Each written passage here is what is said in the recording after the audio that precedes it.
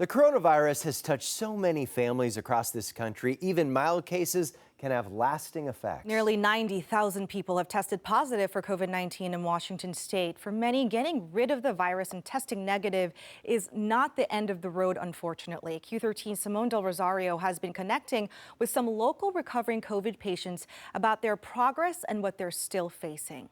Will I ever recover from it? No, I don't think so. Michael Floor in Seattle has come a long way since his 2-month stay in the hospital, starting in March, when he almost lost his life to the virus that's killed so many others. A day hasn't gone by. I haven't thought about, the experience, what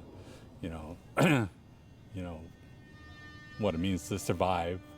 What can I do to help others? Regaining strength, he no longer walks with a cane like he did just 3 months ago. But what he can't shake is what he calls COVID fog. If I forget something, or if I can't remember, something simple, someone's name,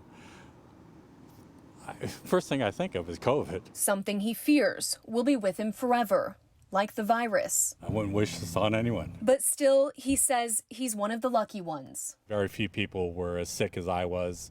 So many people have the after effects of COVID are devastating to them. Like Catherine Hansen. I feel 1,000 years old, and I feel ancient, and I feel really frail. I don't feel like myself. The normally active real estate agent contracted COVID-19 back in March. Would you say that you're 100% now? Would you say that you're recovered? No, I would say I wonder if we will recover, or if this is one of those viruses we'll have to manage. She still deals with fatigue, the brain fog Michael talked about, and other symptoms like rashes and clots. The sent her back to the emergency room even months later. I feel like it's really impacting us internally, and I don't know what that means. My fear for myself and everybody else has this shortened the health of our life? Has it compromised us, and for how long? And unfortunately, right now, there's no good answer.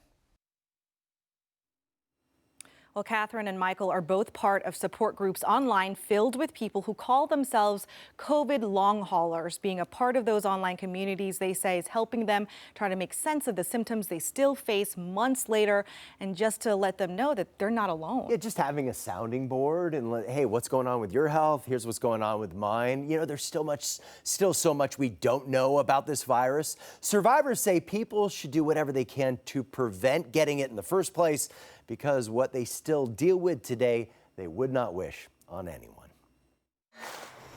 With COVID-19, it's not clear which way it's going to go. We really do try to have people nurse their illness at home, whether it's the White House or your own house.